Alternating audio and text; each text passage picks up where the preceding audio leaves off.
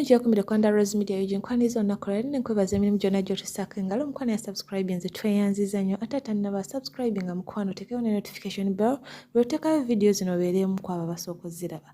Olwaleero nkuleetedde eggulire lya mwana mulenzi Kaye Wisdom twakedde Jjo nga tuli mu kiyongebero nga waliwo amawulire agayitingana mbu alabika yattiddwa naye Mukama mulungi tannaba kuttibwa era ayogedde ensonga eyamuddusiza mu ggwanga nti waabaddewo ebyabaddewo nga bw'ogenda okulaba mu video zino zengendo kutera ezimukwatako ate nebibadde wa Kato Lubwama bikaabya ka church yennyini ey'abakatuliki ey'Elubaga n'ey'okukyalo gy'abadde awangalira emutundwe baganye okumusabira ng'entabwe eva kuba nti abadde takkiririza mu ddiini era nga bamulanga kuba n'essabo ewaka. Kato Lubwama azze akyogera lunye nti ye takolagana na bya ddiini musajja musamize nga tulowooza byakusaaga naye church eganye okumusabira naye Bajjo avuddeyo n'abagamba nti si kituufu kye bakoze tebalina kusalira muntu wa musango kubanga church si yaabwe ya Katonda. Bw'ati abayimbi basazeewo ne beeyimbira era n'abantu eb'enjawulo babaddeko bye bamwogerako n'omwami Kizza Besigye abadde n'obubaka bwawadde eri abakungubazi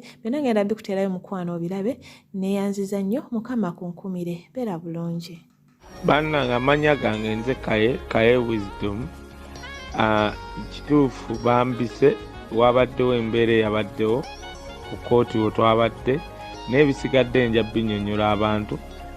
Siri mu Uganda ninako wendi nja kubanga nnyonnyola abantu naye nga nenzija ewa Kato Lubwama.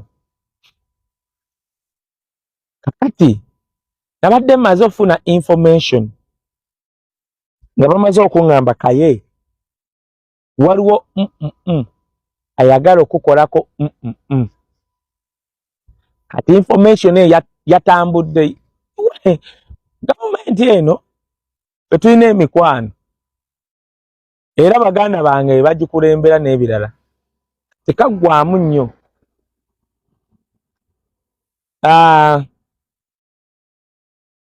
Era ne baŋŋambako nti weetegule.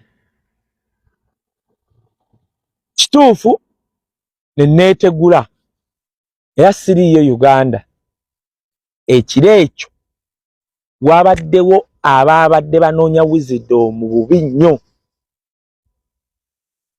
Oba lwakubanga nabuuziza omwana w'omukulu ebibuuzo oba namubuuziza bitya naye n'abamu abo abasecurity baŋŋambye wisdom kino ne kino oliridda wakola booti ne booti.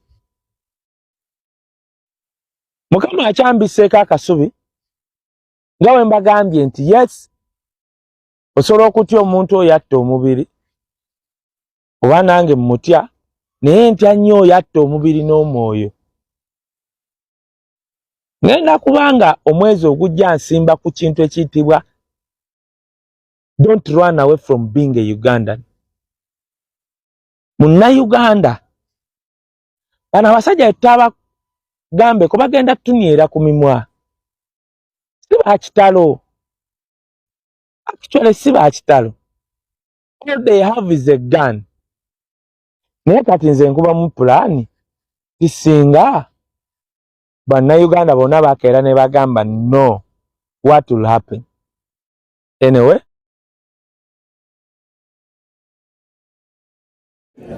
Embera gyetuyita na kuseka nafuna omusipesa nemba mukwano gwa Kato Lubwama abantu abatugalidde mu office nga tubalonda okusaba obuyambi tubamanyi muwendo twagendako ne waigigi nga kata ebenda bimuluma bisitudde bwati neyekikola nti aliranda naye nga mu office. Bannayuganda mulina omuze gw'okusiima omuntu ng'afudde ennyama gye mulidde wano wiiki namba sente kusonze nyingi sina maazi wa Katonda mulamu malowooza teyandifudde nga mu mativu n'ebintu by'ensi. Tamusiima Dr. Besigye balaga ekkubo lya kyenyi mbadde mu statement n'empula ekivubuka nga kyagala muvuba nekikisa bubi nemulaga nti bannayuganda mwagala nnyo abafuna abagenzi. Tamusiime Bobi Wine tamusiime babajja abazira tuli batono mu ggwanga saawa yonna tugenda bino tusiima nga tuli balamu. Waliwo entugeti n'abamandu ba Parliament abali mu ttenti nga bagana ng'okwata essimu ya Kato nga bakuyiranda bate kati basinga okulumwa. Obwo bulumi singa mwabumulaga nga Kato mulamu mulowooza teyandibadde ng'afudde musanyufu. Mulekere nga okujja ku nnyimbe ne mwefula nti mulumiddwa ne mukola speech entugaasiwazi nagambye toola amabugo z'amabugo gange nagawo Kato nga mulamu era gyali ampulira bw'aba awulira singa akujjawo nti nesa miliyoni 10 nga tezikyamuyamba kuba tayogera. ekyokubiri bafaaza abaganye Kato Lubwama mukoze bubi mulekerawo sayira abantu omusango si gwe Katonda yemulamuzi asembayo.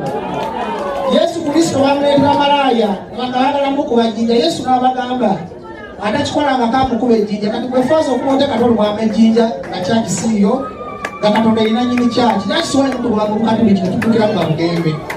Kyaki Abakatoliki mukimuseemu temusayira abafu musango. Katonda yemulamuzi toweefuula Katonda kuba Katonda yatonda Kato Lubwama. Bw'omusayira omusango ku nsi kiraga nti bw'omaze kuteereza namuliro. Ewali musimbu n'omulongofu kubanga ffenna twayonoona wabula Kristo eyatulongoosa n'omusaayi gwe omulokozi. Mulabe mu musaayi okunaaza kwe buli kibi Muli tukura watani ye munabe mumusai kwa Yesu. Iza abiri mukaga bolinda akaluka abiri mukaga tekalina kye kagenda kukyusa. Omulimu tusanye gwekolamu leero tusanye gwekolamu enkya tugambe nti ekimala kikola ki kikimala.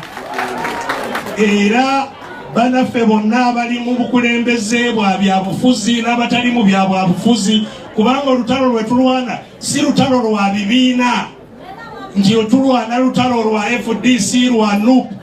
Okutulugunya abantu tebatulugunya si kizibu kya kibiina kimu.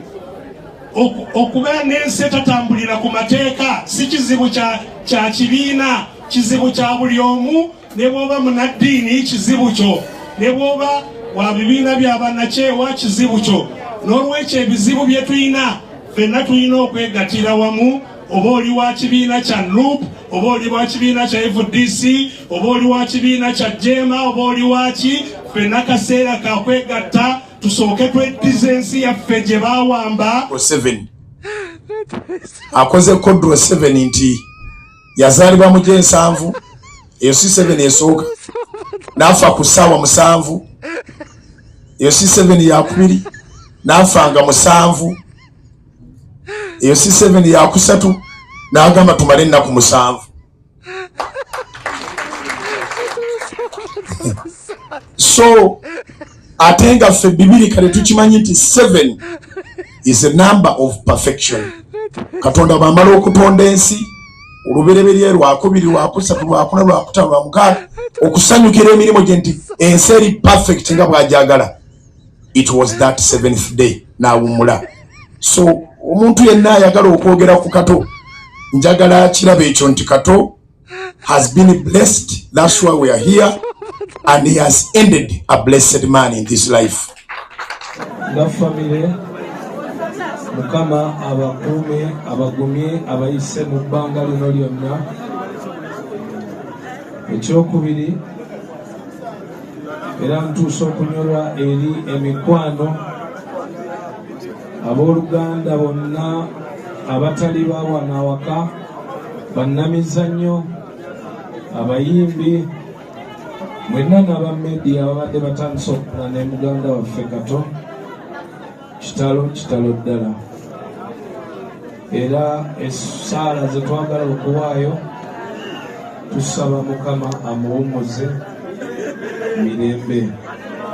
Nkimanyi nti ffenna gye twolekera just Kato atusooseyo busoosi leero. Omanyi bw'onyiiga bw'ati agamba Julius abantu baleke basiru, tebategeera bannayuganda basiru. Ekisooka twagala okwebaza era Pastor Bujingo kuba tugenzeyo enfunda nnyingi ne lwe twagenda ettake nga tetunnasimbula. Pastor Bujingo oyo twafukamira n'atusabira. Twagenda ettake nga tetuweza na $5,000,000.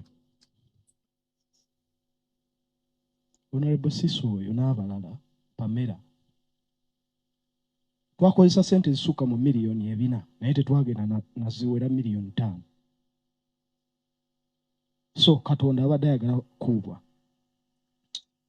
Ne mbasaba musonyiwe yogera nnyo. Sisobola nze sibangako muju temumanyira. Mukama emisimu gyawe Kato Lubwama ngimugobako mu linnya lya Yesu Kristo. Mani wazeewa amasabo gayina nga kalisa mu linnya lya Yesu. Mukama mabona bano okuba ne sente babeera nga bengerera ku nguudo kuno mubasaba tebafuna sente. Ati gwe muntu Mukama sabidde mani endwadde zebikwambasa zikubeeko. Mukama ayinza okuwanga ng'abaagala naye mwe tabawa mubeera kuno ku nguudo bwe musabiriza bwe mukabakaba mukola mutya. Mukama tayinza kubeera ng'akwagala abafuula baamu tekisoboka. Mukama tabaagala. Lubaale talina maanyi, emmanuwa teziina maanyi. Nze sibangako emizimu mu linnya lya Yesu.